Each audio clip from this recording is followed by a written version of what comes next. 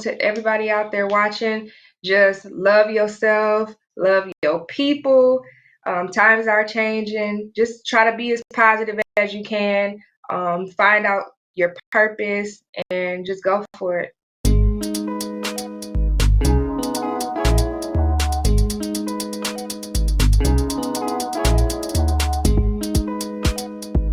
Welcome back to the Too Stubborn to Fail podcast, where we tell stories about overcoming adversity.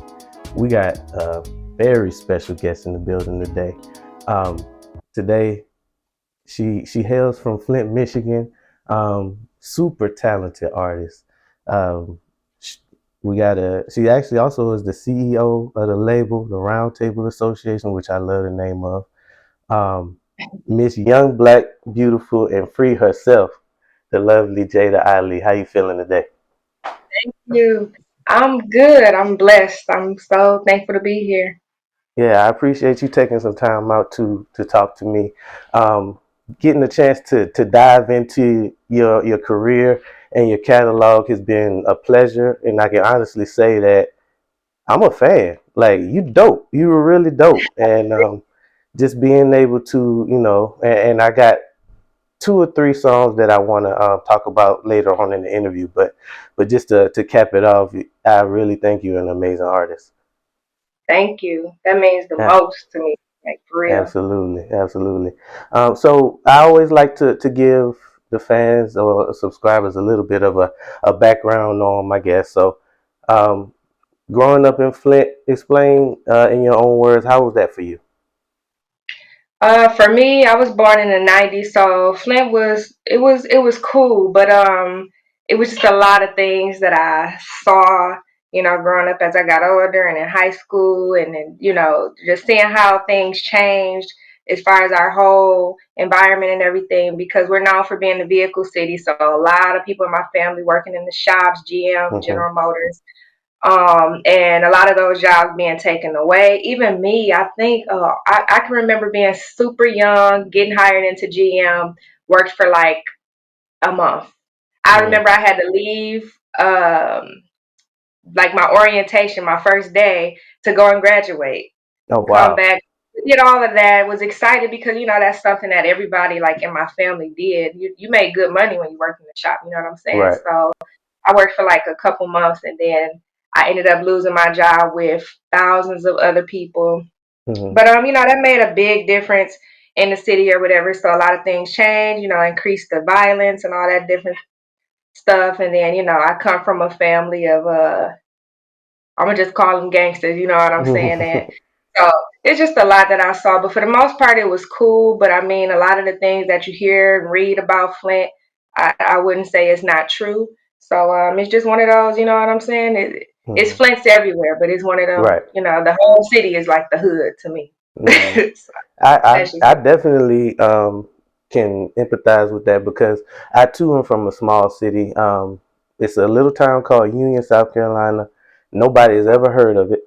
But it's probably like 3,000 people or less in the whole city. So I definitely wow. understand. Like, the biggest jobs there are the factory jobs where everybody. That's what you do. You graduate, you go work there full time for however long, and their bodies are beat up, or if they don't beat your body up, the whole plant shuts down, and then you gotta regroup.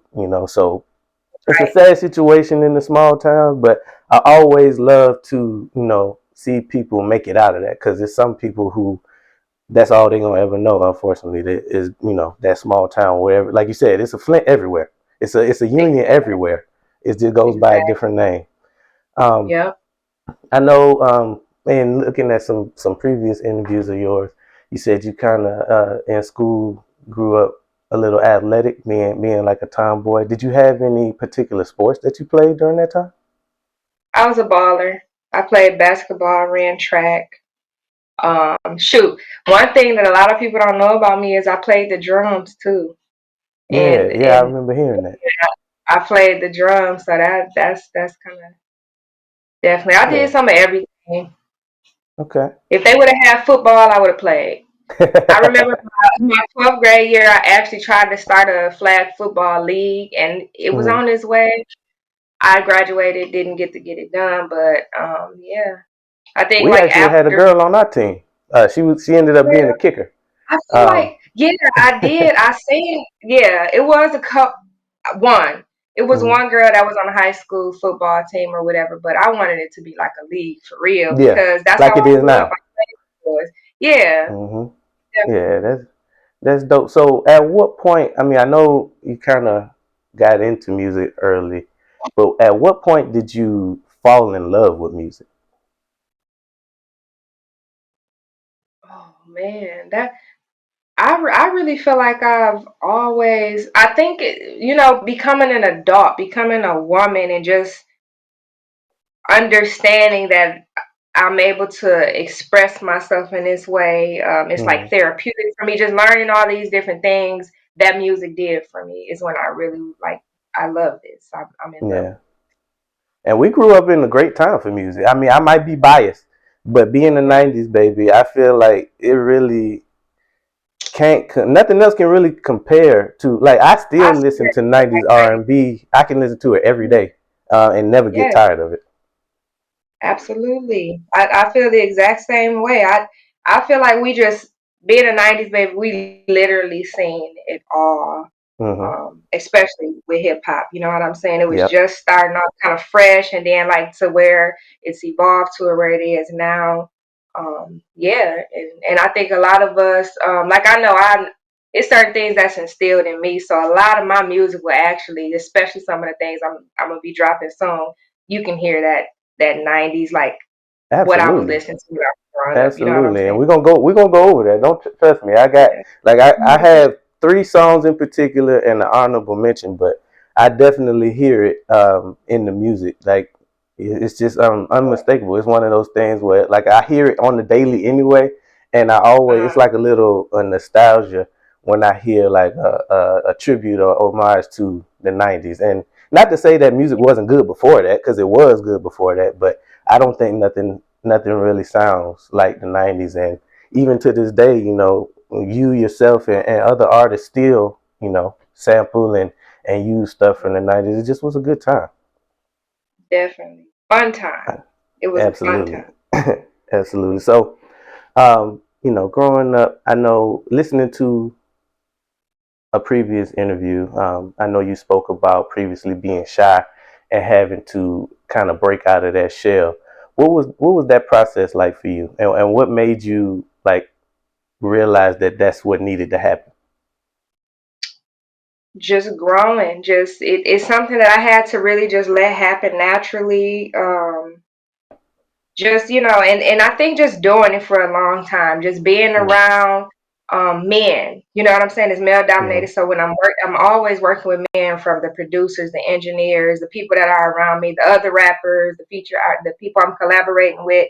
Um, and what I was realizing is what would happen is like I would get walked over in my sessions. Like I would book a session, invite different people, or even when I had a crew back then, like or years ago, I would you know I'm all my whole personality. I already have this like I'm super laid back, super chill. I don't say too much. You know what I'm saying? I'm chilling. But what I realized was happening is I wasn't being as productive as I should be, mm, or just speaking up in general. I had good ideas. I was super creative, but I would just let go with what somebody else say, and then after a little bit of time, I'm like, this don't make sense. It's just something that just naturally came to me. Like, yeah, no, I ain't with that. I got to speak up for myself. mm, I know what I want. You know, I remember when I was developing my tone, like how I wanted to sound. I didn't know what that meant mm, until working with Jon Connor. He took me under his wing for a couple of years. And I think that's when I really gained that confidence. You know what I'm saying? Working with mm. somebody um, that just he's just an amazing artist and producer, and then him literally working next to Dr. Dre and things like that. And it's just like, okay, I realized like I'm here for a reason, and just learning certain things. And he taught me how to play with my voice and my tone and different things like that. And once I figured that out, I'm like, okay, yeah, can't nobody tell me shit. Like, what y'all talking Yeah, that's actually similar to like what I'm doing here with the podcast. Is I've always been like coming up through school kind of more reserved, quiet person, never really somebody to initiate conversations or just walk up to strangers. But like you said, growing up and realizing that those that's how you create those relationships that you need to go to the next level. Quiet people get left behind. Sorry to say that. So At some point you have to speak up and tell people what you want, who you are, and what you have to offer. And the only way to do that is for you to, come up out of that shell. So I definitely exactly. agree. hmm So I like to listening to your music. I hear you reference Jace, and I also hear, of course, Jada Ali. Is there a difference between the two, or are they one and the same? Is it like the same type of persona, or is Jada Ali like more of a finished product of the latter? I think you just hit the nail right on the head. Mm-hmm. Jada Ali is the finished product. Jace is who I went by as a kid. You know Mm-hmm. what I'm saying? And like I said, as I grew and I became this who I am, I took the time to learn myself. I took the time to, just be patient with myself and gain that confidence that I was talking about and all those different things and just really just I really just came into who I really am. I bloomed, I blossomed, and I just couldn't go by Jace anymore because I felt Mm-hmm. like I've grown too much. I'm polished. I'm a little bit more seasoned and everything. And also where I come from, Jace is literally a government name for me. Like Mm-hmm. that's not my government Yeah. name, but everybody when you see vlogs and things like that, when you see me Mm-hmm. interact with people from my city, they're gonna call me Jace That's for what the they most call part. you. Yeah. That's what they call me. So I just had to separate the two, and I just wanted to give myself a fresh start from like Mm-hmm. being a little girl, I feel like, to Mm-hmm. the woman that I have grown to be. So it's definitely a difference. It's still one and the same because, like I said, Mm-hmm. I go by both, but I just feel like Jace is just that's who I am Mm-hmm. outside of when I'm off that stage, when I'm not in Yeah. that booth. I'm Jace, you know what I'm saying? But I still Okay. owe a lot to Jace. Everything that I'm doing, that's my baby. So Okay. yeah. Okay. So how did you come up with the name Jada Ali? With Jon Connor. Yeah. I was out in California. Yep, I was out in California, and he's the one that proposed the idea to me from the beginning. I can remember when he first asked me, like, have I even considered or would I consider changing my name? I'm like, no. I snapped on him actually. I'm like, no, Jason. But as time went by, and I kind of understood where he was coming from. Just and for many reasons we decided to change my name. I ain't gonna give go into too much detail on that. But at the end of the day, yeah, that's who helped me come up with the name. We just wanted this name to be a name that you're not gonna forget. Easy to No. pronounce. Sounds familiar. Even if you Mm-hmm. haven't heard of me, you're probably gonna say, I think I probably, you know what I'm saying, just because you got Jada, that Yeah. even Jada in the entertainment industry is a familiar name, and then Mm-hmm. Ali is a big name. So that's all it was Absolutely. for real. It's a strong name. I love it. It fits what you're trying to do. So I definitely get the change. Like you said, Jace is a good name, but I Right. think Jada Ali is more marketable, and and Absolutely. that's the name that you gonna see in big lights. So I Facts. get the vision. I get the vision I love people like you. You get there. Absolutely. So I want to talk a little bit about when you are creating a song. Um, it. do is there a point where that has already happened where you made a song and it's done either better than you expected it to do or not as good as you thought it was going to be? Like you got in the booth and you finished recording, you're like, oh, this is a hit, or you don't feel that great about it and it actually ended up doing better than you expected. Do you have any songs like that? Yeah, I have songs that do both. You know, Mm-hmm. as an artist, you really want to just work. Don't really put too much thought into things all the time. You know what I'm saying? So Mm-hmm. sometimes you don't get things that you work on and you just whatever you just naturally just organically doing it, having fun. And sometimes those are the best songs, and you got the ones that um as soon as you're done, it just flows so well and everything. It's just like, dang, right away, I feel like it's a hit. Hmm. But yeah, it happens either way all the time. Man, it's crazy that digging into your catalog and seeing how dope you are, how good the music is, and realizing that like we are in a golden time as far as social media is concerned, where Yeah. literally one post away, one TikTok dance, one song away from like being international. How does that feel? That is a great feeling because it's just like it gives you something to look forward to every single day because you really Hmm. don't know. You know what I'm You don't saying? know. I don't stop. I don't stop at just social media. You know what I'm Hmm. saying? I'm touching every avenue, but or aspect. But at the end of the day, you absolutely right. And I'm glad you actually said that because sometimes as an artist, you need those reminders. You know what I'm Hmm. saying? So I appreciate that for real. Yeah, I mean, it's just you see it like even when you look at interviews of artists who are legends in the game and they make hits that you never forget. They still say the same thing. Like going up to it, they didn't know that it was gonna do what it did. And then Yeah, once you see it blow, or once you see it, somebody riding by playing your shit like that. That's got to be a great feeling.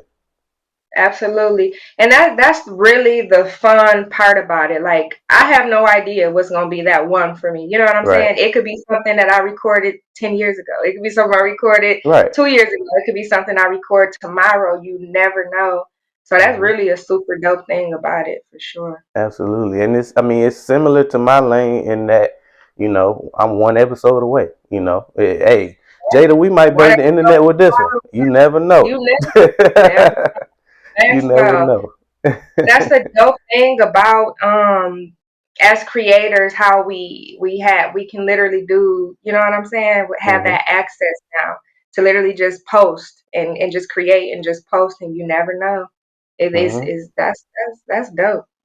Yeah, yeah. I mean, it's exciting. It's one of those things where, I mean, personally, as a creator, I get excited when just to create the process of creating, but just being able That's to the do something new every day. You right. know. That's the best part about it. Absolutely. So, obviously, we talk about everybody wanting to be in a position to be, recognized for the talents and the music. But there's also another side to the industry of it, and it has always happened in music, but I feel like it's maybe more prevalent because of social media. But the dangers of being an artist, could you kind of speak to that as far as like, you see people just get killed for senseless things just because they're famous. That's it's kind of alarming. But in your words, how do you feel about that? It's definitely very scary. Hmm. But that's even outside of it, being an entertainer, just Right. period. When it comes to social media, just people being able to know where you are, and so you just have to be smart. You have to move a certain way, and that's just how I am Hmm. with everything. I'm one of those people, whether Snapchat or so anything. I don't really do the posting while I'm at, you know what I'm saying, while I'm Hmm. at a specific location or whatever. I just never really played like that. But because you just never know. You just have to, you never know. And that's the scariest thing about social media now. I don't really have any of those type of issues right now. I never really, Hmm. I don't think I'd be a person to have to deal with like beef and things like that even in the Right. future. But it's just like, I move different. So you just gotta be careful. Right. Yeah, I definitely agree with that. Um, what we're gonna do right now is take a little break for our sponsors, and then when we come back, we'll continue this amazing conversation. Real dope photography is more than just dope photos. It's a celebration of your brand, beauty, and confidence at any stage of your life. Our goal is to capture the greatest moments in your life and the world around you. Visit our website at realdopefotography.com. That's realdopefotography.com. And the real is spelled You know, like a reel of film. Make sure you set up your free consult today. Mention the Too Stubborn to Fail podcast on your booking form in the How Did You Hear About Us section, and you can receive a 20% discount. All right, let's get back to the show. Welcome back to the Too Stubborn to Fail podcast, where we tell stories about overcoming adversity. Today we have the lovely Jada Ali in the building. Just to continue the conversation, Jada, I want to get into some of your body of work. Two the tapes that I spent a lot of time listening to, Long Time No Speak and Hard to Love. Could you kind of speak to like your mindset going into both of those? Like, what was your mindset going into Long Time No Speak versus Hard to Love? So for Long Time No Speak, it was just I hadn't released anything in a couple of years because that's when I was working under Jon Connor, and I was just really going through kind of like artist development and all these different things, you know what I'm saying? So I wasn't really releasing anything. I was still recording and everything, but I hadn't released anything. So Long Time No Speak is kind of self-explanatory as far as the name goes. I literally hadn't said anything publicly for a couple of years. So that's how I came up with the title and just going into and working on the project. It was just really, I wanted it to just be short and sweet. I think that's why it's on, I think it's like 7 records on there. I just wanted to be, just throw something out there just to let everybody know, okay, I'm working. This is who I am. This is who I've become. This is what I have to say. Just getting people warmed up pretty much. Also, you know, I dropped that in 2020, so it was literally as I'm even working on it, and I had started working on it like the very end of 2019. So then coming in right into 2020, it's the pandemic and everything, so it shifted some everything. You know what I'm saying? So some of the records, I'm just literally just having fun, just trying to keep my spirits up because there was a lot going on in the world. So that was my mindset for that.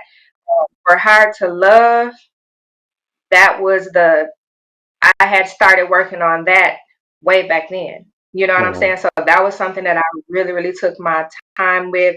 And I just was like, I even if I'm going against what other people believe, I'm going to follow my heart. I have to put out a full body of work. And it was really, it was for me. You know what I'm saying? I just really, that one was very personal. It was for me. I had a lot to prove to myself, and that was doing things like, you know, recording the entire project by myself, engineering the entire project by myself, executively producing the entire thing by myself. And that was just I wanted to see what are you really capable of, Jada Ali. You know, so it was just really a test for myself, and it literally just turned out to be everything that it is, you know, for people like you to, you know, dig in and start checking me out, and to be able to say, you know, you're a fan. That's what it really was all about. You know, I really, and I hope, and what I really want to get from that project, you know, not everybody's going to know that I did all of those things and did it pretty much on my own. Of course, and shout out to everybody that helped me create it. All the producers, the guy that mixed and mastered my record, the whole thing, the artists that I worked with, everybody. I didn't do it all alone, but you know, I did something that not many people do. But really, that whole thing was just it. Like I said, that project is just really my baby, and the mindset was just totally different. It was just really, really personal. That one was just really, really personal for me. Okay. And like listening to both and hearing you know, everything that you put into, especially the Hard to Love project, it makes me appreciate it even more to know that, you know, you had your hands in literally everything when it came to that, because it felt it felt like a full body of work. Like that was a really dope album that you got. And I want to talk about, it's 2 songs in particular from that one, in Note to Self and This Ain't That. And then also from Long Time No Speak, Zone, man, that was my joint. But the first one, my favorite, I would have to say hands down, my favorite Jada Ali song to date is Note to Self. I love the Wow. beat. I love how you came on that one. Um, could you kind of explain like how that record came about? Yeah, first of all, I just really appreciate you for listening to everything and to really Absolutely. like um this makes my day. I ain't gonna lie to you. The songs like that make my day because it's I know you really have to listen. You know what I'm Hmm. saying? You really have to listen to be a fan of Note to Self. But that one, I go with what I feel, and Hmm. with that one, I had that beat sitting on my computer for like a minute, and Woo. so my little brother, he had just flew in from out of town. He was helping me with a lot of the visual work. Shout out to AJ Blue, and we just chilling, creating a vibe. You know what I'm saying? Smoking, Hmm. chilling, whatever. He doing what he do, creating, and I'm just going through beats, and I hear that beat, and for some reason that particular day, it Hmm. just caught. I literally just from beginning to end didn't stop. Just it was just the words were just coming, and I don't know, man. That one was a feeling. That one gave me still gives me a feeling. So I appreciate you for it. Just I shows me that probably what I'm doing isn't going. You know what I'm saying? I'm not doing it for absolutely. nothing. No. Yes, I probably note to self in particular. I probably over the last 2 days I've listened to that song at least 20 times, and that's not even an exaggeration.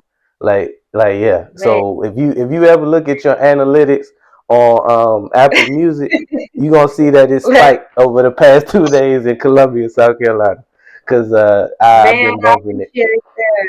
Absolutely. Wow, yeah, that's just the So most. Yeah. the second song that I want to mention, This Ain't That, which kind of goes along with what we talked about as far as, being a 90s baby, infusing, the in living single.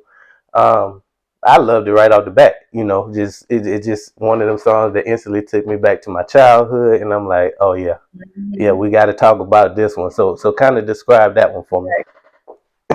Yeah, so that one, usually when I do the sampling and stuff like that, I probably Hmm. would tell the producer to sample something Yeah. for me. That producer,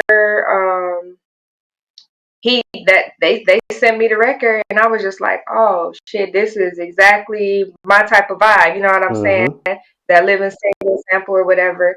And once again, that was another one. Like as soon as I got that one, Yeah. I sat on it maybe for a couple days because I don't write a lot. So I sat Hmm. on it for a couple days, and then I just freestyle that whole shit. So that one, Hmm. it's just a super vibe, yeah. And that '90s man, Hmm. that '90s Hmm. feel. Yeah, And that then was we one of flipped the ones. it. Yeah, it gave that Flint Detroit bounce still or Uh whatever, huh. like that tempo Yeah. with that sample. Yeah, that one went for Yeah, sure. yeah, that was my favorite too from the most recent project. But I also wanted to touch on Zone because I actually listened to him in reverse. I heard Hard to Love first, and Oh, then I wanted to go and I listen thought you to were saying you listened to the song in reverse. I was about to say, wait a Oh minute. no no the projects. No, So I actually ended up hearing um, Long Time No Speak last, and going through that one, Zone was the one that stuck out for me. I love I love the beat.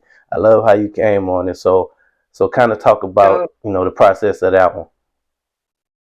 So Zone, yeah, that one during the pandemic, I literally was just trying to have fun, and when I got that record, it was just I recorded at my brother Illa house Hmm. at his spot, and we was just like because we had to be in the house, we couldn't even go to Right. our outside studios and everything. It was literally Hmm. right during the pandemic, but I just was having fun, like I said, and that one just I just went crazy on that one. Yeah, I really But it was enjoyed that one. That definitely was I appreciate that. absolutely. So when it comes to like creating these projects, Um, what do you prefer more? Do you like the creation of the song more, or like actually going out and performing the song? Which one do you prefer the most? I personally I love to create. Mm-hmm. I love the process of creating. That's the feeling that I get from that. But it's different when you go and perform, and Mm-hmm. you get, especially if the crowd is fucking with it. That's a Yeah. whole nother, like, the accomplished. You feel Right. accomplished. You know what I'm saying, when the finished product. So I appreciate both for sure. But I definitely love to create and be in the Created. studio. Yeah. Yes. Okay. I feel the same way. Um, in my lane, I would much rather just create and you know, public speak or Right. anything in public. But we need that. We need that Yeah. public piece. But at the same time, you can't be creating, especially when you're in our shoes. Um, Yeah. I did have an honorable mention. It's not really a song, but I did Mhm. want to bring up the interlude, the voicemail. Is that you? It's not. That's Okay. so funny though, because the last interview that I did, Uh, the most recent one, he ended up hitting me after on Instagram, and he like, uh, "Is that you on the interlude?" yeah. I'm like, "No, that's my girl." He was like, "Man, I was about to say that." Uh Yeah, I'm like, "Yeah, I wish if I could sing like that, huh. I would be a whole nother problem, like, for I real." was But no, about to get. I was about to ask you why you don't have no R&B hits, but I see why. that, But yeah, oh that was man. dope. But yeah, me and her, we working on some stuff Okay. that's like my other, like, she's literally my other half. So Uh huh. our chemistry Yeah. is super crazy. But no, what that was like, so when you listen to the whole project, you kind of hear she leaves the voicemail, and then Mhm. that's when you the one come on. Okay. So Okay. yeah. But that's Okay. So her for that sure. makes more sense now. Okay. Yeah, I thought that was you. But hey, once Make y'all sure y'all once y'all both check out get in that the booth, interview. yeah, yeah, Yeah. check Oh out that. yeah. And matter of Yeah. fact, stream that whole Got project because I mean, Hard to Love was it's one of the some ones. facts. Um, Definitely. Thank you. Yeah, y'all get in the booth together. Y'all gonna be a problem. I already see Oh, we it. already coming. It's uh, already coming. absolutely. So I also wanted to get into you know, the boss hat, the Round Table Association. How did that come about? It's something that I always wanted to do. I had never really seen any, female CEOs in hip hop. And if they did, I don't really know too much about it. But Hmm. I've just always been, that's just always, I'm like, I won't say competitive, but I just love to do and challenge myself. I love Hmm. challenges. I love to challenge myself. I love to do things that haven't been done yet. You'll hear me say that a lot. But yeah, I just hadn't really seen it. And I've been doing it so long, and I've learned so much, and I just really want to help other artists. So I'm just like, this is what it is. If I'm gonna do it, Hmm. I might as well do it all the way for real. You know what I'm saying? I know that's not for everybody, but Hmm. like I said, I'm challenging myself. And a couple years later, in the future, we'd probably be looking back like, damn, she got them artists. Hmm. So You yeah, start breaking out the RTA chains on them. Pat.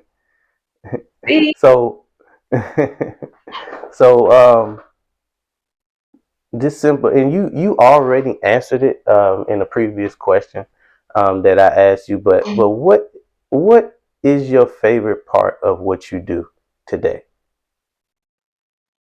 yeah, you asked me. You're talking about as far as like creating and Hmm. performing and Hmm. things like that, or something else. Well, actually, hmm, I was about to say shooting videos, Hmm. but that still comes second to creating. So yeah, Hmm. actually creating is just the best feeling ever, to just be able to, get stuff off, and then the finished product, to be able to hear that back and then get the approval from other people, or you Hmm. know you helping them in some sort of way, or they can relate. That's the best part. But I actually love to shoot shoot videos, second to that, and then perform. Okay. Okay. Yeah, I can see that. One thing that I always like to do in all my interviews is kind of educate in a sense, or leave the people with some kind of tips. Do you have any tips when it comes to like creating your own label? Anything that people Um, need to know, like day one? yeah, the biggest tip of all is to educate yourself. Period. Hmm. Learn the music business and industry, and you know, just as much as you can. I can't even limit it. I just my mind doesn't think like that. Um, just learn, educate yourself before you do anything else. Keep things to yourself until you have it all figured out and everything. The paperwork, taking it, just handling business in general, just making sure you getting things, kind of contracts, some agreements, just protect yourself, the copyrights, all those different type of things. But really, just educate yourself and see if it's something you even want to do first and foremost. Because, like I said, the CEO role, I know it's not for everybody. Hmm. Sometimes, you have to know yourself too, you know what I'm saying, and what you are even interested in doing. Because if you don't have a passion for that part, or if you're fine with being a worker, or just an artist, you don't want to have Hmm. to do all that extra, because it's a lot. Trust me. Like Yeah. that's what people don't understand is, Hmm. for me doing it independently, this is very, very complicated. Actually, I'm probably not in the studio as much as the average artist, because I'm out handling everything else. You know what I'm saying? Hmm. But that's changing a little bit, because now I'm starting to get people on the team. You know what I'm saying? And I'm putting people in position. They're able to do things for me so that I can focus more on being an artist. But you got to definitely be able to multitask. So just educate yourself and make sure it's something you really want to do. And then if it is, do it. Don't question yourself. Don't think too hard. Just do it. Yeah, those are some great tips. And like you said, is being a CEO is hard work. Like when everything is on Very. your shoulders, that's a different type of beast. And the artists that just have to focus, or get the luxury to just focus on music, they can be in the studio 24/7. But when you got to worry about everything that goes into the music business, you don't have that luxury. But you're right. I appreciate you sharing those tips, because those are, people need to know that as an artist. Um, Jada, what inspires you? What inspires me? Hmm. Oh, everything. I'm a super motivated person for one, but as Hmm. far as inspiration, a lot of just seeing what's possible, So I guess anybody that's doing anything that I want to do, or is where I want to be, as far as like being on radio, being on charts, being doing this, doing that, that just keep me inspired. And then my surroundings, coming from Flint, knowing that, you know people don't even know what Flint is, and there's Hmm. so much talent. Like, I just really want to be one of those people that make a difference and you know what I'm saying, keep Hmm. putting other artists on, letting the world hear who Flint is, what Flint is, or like I said, there's Flints everywhere. So Right. just that, Hmm. giving artists a chance, an Hmm. opportunity, those resources that they need and everything. But my family keeps me inspired. So yeah. Okay, I like it. I like it. Jada, this has been an amazing conversation so far. We got to pay some more bills. So when we come back, we'll come back with the too stubborn to fail moment, and we'll go ahead and wrap up the interview. Built on a passion and love for art, All Things Design is here to create spaces you will love, and custom designs and memories that will last a lifetime. All Things Design specializes in event design, interior design, corporate design, custom design projects, and home closet organization. And that's just to name a few. Communication is key. We're here for whatever you need. We'll help you solidify your vision and keep in constant contact until your dream is realized. All Things Design, a step above the rest. Be sure to book at allthingsdesign.org. All right, let's get back to the show. Welcome back to the Too Stubborn to Fail podcast, where we tell stories about overcoming adversity. Today, we have an amazing conversation with Jada Ali. Jada, what I always like to wrap up each episode with is a Too Stubborn to Fail moment. Basically, a moment where you had to overcome adversity that sticks out to you the most. Now, I know many people say that there are a lot, which that come to mind. But what's that one for you that you like to talk about today? I guess I'm gonna just piggy because yeah, it's so many different things, but I guess I'm gonna just piggyback off of what we already talked about, and I think it's just getting the respect, Mm-hmm. being not only a female artist but a female CEO. I think Mm-hmm. that was the most difficult thing for me, and that even goes back to what we were talking about with even myself. Mm-hmm.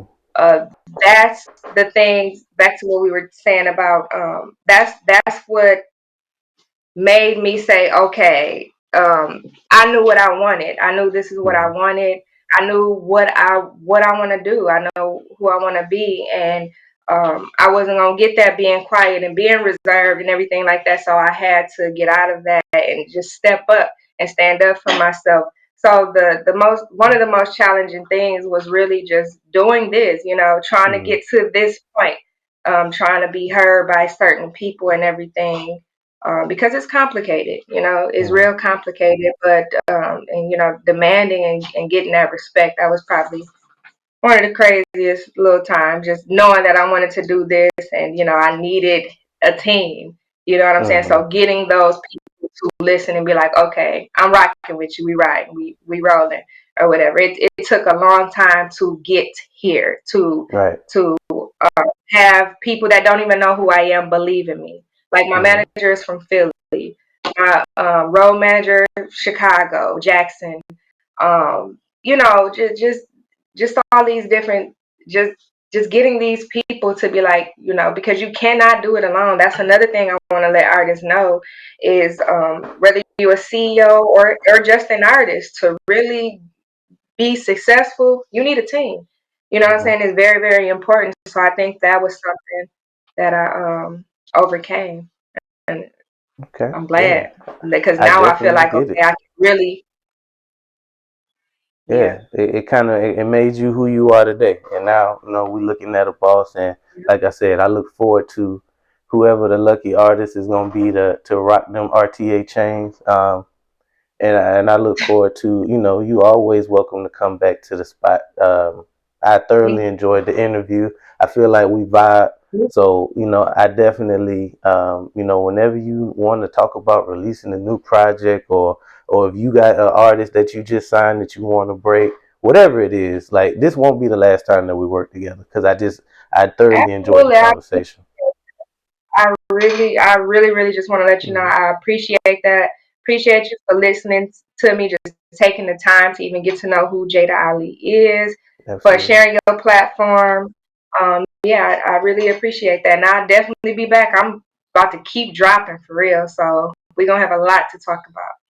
That's what's up. So what I like to do, do you have any closing remarks, any words of wisdom that you'd like to leave us with today?